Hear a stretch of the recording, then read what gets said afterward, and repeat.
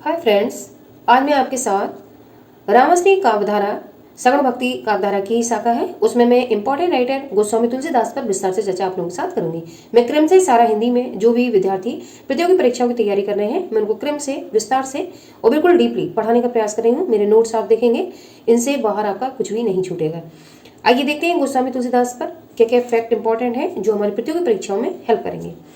गोस्वामी तुलसीदास ये रामश्री काव्यधारा के इंपॉर्टेंट कवि हैं और इनका जन्म वर्ष 1532 ईस्वी में हुआ था। इसको आप लोग याद रखेंगे। राजापुर जगह है, ठीक है, कहाँ पे पड़ती है? बांदा में, ये भी याद रखेंगे। मृत्यु का जो समय है 1623 ईस्वी है। स्थान काशी के असी गंगा घाट में इनकी मृत्यु हुई थी। पिता का नाम आत्माराम दुबे है, माता का नाम तुलसी है, पत्नी का नाम रत्नावली है और जो पालन पोषण का किया था वो बुनिया नामक दाई ने किया था। इनके बारे में जानकारी होगी। अब बचपन का नाम इनका राम बोला था। गुरु इनके नर हरियानंद थे। तो मैंने गुरु शिष्य परंपरा की एक सीरीज भी आपको पिछली वीडियो में प्रोवाइड कराई थी, आप लोगों को ठीक है जानकारी होगी। इंपॉर्टेंट रचनाएं देखें कौन कौन सी हैं। दोहावली, रामचरितमानस, कवितावली, विनय पत्रिका, गीतावली, रामलला नहाचू, पार्वती मंगल, जानकी मंगल, रामाज्ञा प्रश्नावली, बरवे रामायण, बैराग संदीपनी, श्री कृष्ण गीतावली, हनुमान बाहुक। तो ये इंपॉर्टेंट रचनाएं इनकी हैं। अब टिप्पणी में देखिए आचार्य रामचंद्र शुक्ल ने इनकी कौन कौन सी रचना इंपॉर्टेंट मानी है और संख्या कितनी मानी है।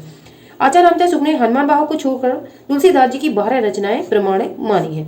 ये 13 मैंने लिखी हुई है, लेकिन तुलसीदास की जो इंपॉर्टेंट रचना है 12 उनको रामचंद्र शुक्ल ने प्रमाणित माना है कि इनकी 12 रचना हो, बस हनुमान बाहुक को वो प्रमाणिक नहीं मानते। गोस्वामी तुलसीदास जी के 5 बड़े ग्रंथ रामचरितमानस, विनय पत्रिका, कवितावली, दोहावली, गीतावली। तो जो तुलसीदास के 5 बड़े ग्रंथ हैं वो ये 5 है, रामचरितमानस, विनय पत्रिका, कवितावली, दोहावली, गीतावली। कोई ट्रिक लगाकर आप इन 5 को तैयार कर सकते हैं जिनमें ये 5 बड़े ग्रंथ माने जाते हैं। आपको कई छोटे ग्रंथ दे देंगे और आपसे पूछ देंगे गोस्वामी तुलसीदास जी का बड़ा ग्रंथ इनमें से कौन सा है। अगला है गोस्वामी तुलसीदास के 8 छोटे ग्रंथ रामलला नहाचू, श्री कृष्ण गीतावली, बरबे रामायण, बैराग संदीपनी, रामाज्ञा प्रश्नावली, पार्वती मंगल, जानकी मंगल, हनुमान बाहुक। ये गोस्वामी तुलसीदास के 8 छोटे ग्रंथ माने जाते हैं। अब किस किस भाषा में कौन सा ग्रंथ रचा गया है वो देखते हैं। अवधी भाषा में रचित गोस्वामी तुलसीदास के 5 ग्रंथ हैं। रामचरितमानस ये वैश्यवाणी अवधि में लिखा गया है। रामलला नहाचू ये पूर्वी अवधि में लिखा गया है। बरबे रामायण ये पूर्वी अवधि में लिखा गया है। जानकी मंगल ये पश्चिमी अवधि में लिखा गया है। पार्वती मंगल ये पश्चिमी अवधि में लिखा गया है। तो भाषा के अनुसार आप ध्यान रखेंगे कौन सा ग्रंथ ठीक है किस भाषा में लिखा गया है। आगे देखेंगे ब्रज भाषा में रचित गोस्वामी तुलसीदास के 8 ग्रंथ दोहावली, विनय पत्रिका ये ब्रज भाषा में लिखे गए हैं। तो कौन से अवधी भाषा में लिखे गए हैं और कौन से ब्रज भाषा में लिखे गए ये भी आपको अलग अलग सेपरेट करके याद करना है, क्योंकि इंपॉर्टेंट प्रश्न है। यहाँ से प्रश्न बहुत सारे प्रतियोगी परीक्षाओं में बनते ही हैं। दोहावली, विनय पत्रिका, कवितावली, श्री कृष्ण गीतावली, बैराग संदीपनी, हनुमान वाहक, रामाज्ञा प्रश्नावली और गीतावली ये ब्रज भाषा में रचित ग्रंथ है। तो गोस्वामी तुलसीदास जी के तो अवधी भाषा में रचित ये ग्रंथ है, तो आपको सेपरेटली इनको याद रखना है। अब हम ग्रंथों की शैलियां देखेंगे कौन किस शैली में लिखा गया है। तो कवितावली हनुमान वाहक ये कविता शैली में लिखा गया है। दोहावली रामाज्ञा प्रश्नावली ये दोहा शैली में लिखा गया है। बरवे रामायण बरवे छंद शैली में लिखा गया है। विनय पत्रिका श्री कृष्ण गीतावली गीत शैली में लिखा गया है। बैराग संदीपनी दोहा चौपाई शैली में लिखा गया है। आगे रामचरितमानस ये इंपॉर्टेंट इनका ग्रंथ है। तुलसीदास जी ने रामचरितमानस की रचना चैत्र शुक्ल नवमी मंगलवार बिक्री संवत 1631 और सन 1574 ईस्वी में प्रारंभ की थी। तो ये प्रश्न कई बार परीक्षा में पूछा गया है, पिछली बार ये पीजीटी में भी पूछा गया था। बिक्री संवत 1631 ईस्वी में ये इन्होंने रामचरितमानस की रचना की। तो बिक्री संवत पूछेंगे तब 1631 लगाएंगे आप, और इसमें से 57 वर्ष घटा देंगे अगर हम, तो ये आपका ईस्वी में सन निकल आएगा। तो अगर हम संवत याद कर लेते हैं तो सन को हम इजीली निकाल सकते हैं, क्योंकि हमें 57 वर्ष इसमें से माइनस कर देना होता है, तो जिससे किसी भी संवत से सन हम आसानी से निकाल सकते हैं। इस संदर्भ में लिखा है संवत 1631 कहूँ कथा हरिपथ धरि सीसा नौमी भौम बार मधुमासा अवधपुरी यह चरित प्रकाशा। तो ये इन्होंने दोहा लिखा हुआ है, इसमें लिखा है संवत 1631। इससे ही पता चल रहा है कि 1631 विक्रमी संवत में इन्होंने इसकी रचना की थी। आगे देखेंगे टाइम पीरियड, ये भी पूछा जा चुका है प्रश्न।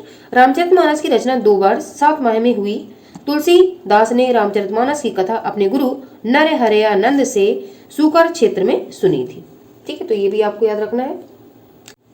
तुलसीदास जी ने रामचरितमानस का रचना काल 722 श्लोकों, 10 सोठों, 34 दोहों और 328 अर्दलियों के बाद दिया है।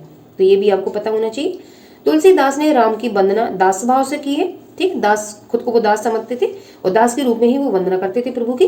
तथा सीता की वंदना कन्या, माँ, प्रिया तीनों रूपों में की है। तो आपको ये भी पता होना चाहिए, प्रश्न कहीं से भी आपका पूछा जा सकता है, आपको डीपली ही अध्ययन करना है। आगे, तुलसीदास ने रामचरितमानस का ढांचा जायसी के महाकाव्य पद्मावत से लिया है। तो तुलसीदास जी ने जो रामचरितमानस का ग्राफ है, पीछे से जो बैकग्राउंड है, वो किससे लिया है? जायसी के महाकाव्य से। ठीक है, आगे देखेंगे जायसी का महाकाव्य कौन सा है? पद्मावत। ये आपने आदिकाल में पढ़ा हुआ है, मैंने पढ़ाया आप लोगों को। तथा रचना शैली अपभ्रंश के कड़वक वध काव्यों की शैली पर है। तो कड़वक वध क्या है? शैली है जिसमें 8 अर्दलियों के बाद एक दोहे का विधान है। अब प्रश्न आ सकता है 8 अर्दलियों के बाद कितने दोहे का विधान है? तो एक दोहे का विधान है। रामचरितमानस में 7 कांड है। अब कांड देखेंगे। पहला बालकांड, अयोध्या कांड, अरण्य कांड, किष्किंधा कांड, सुंदर कांड, लंका कांड और उत्तरकांड।